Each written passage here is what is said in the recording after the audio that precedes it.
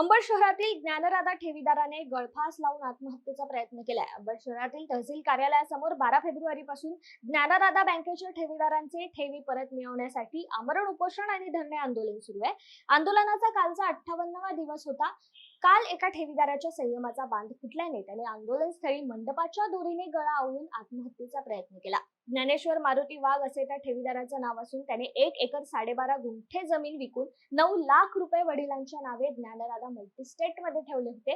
त्याची मुदत डिसेंबर 2023 ला संपल्यानंतर त्यांनी ज्ञानराधा बँकेचे शाखा व्यवस्थापक धोणे यांच्याशी संपर्क साधून ठेवी परत करण्याची मागणी केली आहे। मात्र अजूनही मुदत ठेवीची रक्कम परत न मिळाल्याने आणि विविध आंदोलने करूनही काही उपयोग होत नसल्याने ज्ञानेश्वर वाघ यांनी आत्महत्येचा प्रयत्न केला। मात्र पोलिसांच्या वेळीच लक्ष गेल्याने अनर्थ टळला असून ठेवी लवकरच परत मिळाव्या अशी वाघ यांनी कळकळीची विनंती केली आहे। ज्ञानेश्वर मारुती वाघ, माझं गाव आहे कर्जत गाव। माझं कर्जत गाव असून मी ज्ञानराधामध्ये माझी स्वतःची शेती विकून कर्जत गावात माझा 227 गट नंबर असून मी त्याची शेती विकली 1 एकर 12.5 गुंठे आणि शेती विकून मी ज्ञानराधामध्ये पैसे टाकले म्हटलं आपले महिन्याची मला व्याज यायचं आहे, मला शिक्षण व्हायचं आहे। आणि मग ते टाकल्याच्यानंतर मग ते माझी मुलगी औरंगाबादला BHMS करते। मला माझ्या मुलीच्या शिक्षणाला पैसे कामी येईन, माझा मुलगा इथे एक आहे 6वीला, त्याच्या शिक्षणासाठी कामी येईन। मी ह्या हिशोबाने पैसे टाकले होते। मला वाटलं व्याज येईन। ते धोणे साहेब ते म्हणले होते की बाबा तुम्हाला मला व्याज काढा किंवा FD ठेवा। मग ते माझ्या वडिलांच्या नावावर FD केला होता। तर त्याने काय केलं, मला माझी 12 महिने संपून गेली। डिसेंबर टाकले, डिसेंबर संपून गेली, बँक बंद पडली। मग बंद पडल्यानंतर ते मला म्हणे की आता तुमचं येऊन जाईन पैसे, FD झाल्यानंतर तुम्हाला रिन्यू करा। मी रिन्यू नाही करायचे, मग आमचे मला पैसे वापस द्या। त्याने काही पैसे मला वापस दिले नाही, पैसे वापस टाळाटाळ करायला लागलेत। नंतर मग ते चेक दिलेत, चेक देऊ म्हणणे तुमचं नंतर ताई तुम्ही आता बँक बंद होईन बाबा, चालू होईन, देऊ तुम्हाला, आज देऊ उद्या देऊ, आज देऊ, ही तारीख देऊ ती तारीख देऊ। माझे पुन्हा मग नंतर काय केलं, मला मॅनेजर साहेबांना म्हणजे तुमचे बॉन्ड द्या माझ्याकडे, मी तुम्हाला 18 तारखेला पैसे देतो।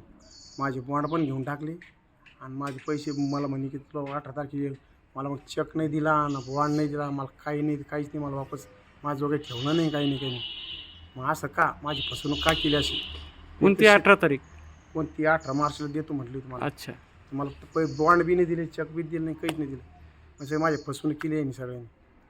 आणि साहेब मला पहिल्यांदा बरोबर सांगायचे मॅनेजर साहेब तुम्हाला चांगलं टक्केवारी अमुक धमुक येते, तुमचे पैसे येऊन जाईल। आणि आता माझे बॉन्ड पण घेतले, मला माझ्याकडे काही ठेवलं नाही, माझ्या घराचे पत्र उड्यासारखे होते।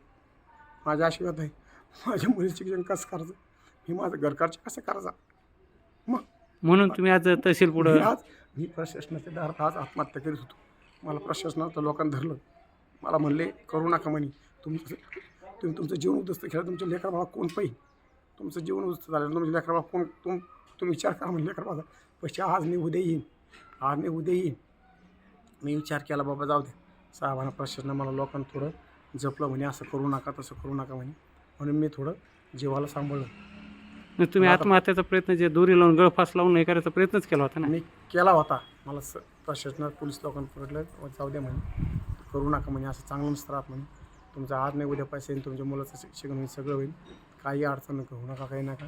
हे थोडं समजून घेतलं, जाऊ दे आपण पुढं काय करता म्हणलं आता। मी असा विचार केला, हे काय आपलं विचार नाही करते लोक, काय करणार आपण, काय करणार, आत्महत्येचे पर्याय नाही मला। तुम्ही शाखा व्यवस्थापकाला काय बोलले? कधीच नाही काही बोलून निघालं, काहीच बोलणं झालं नाही का? पुढं काय बोलू द्या, काही बोलून निघालं। मग प्रशासनानं काय म्हणलं तुम्हाला?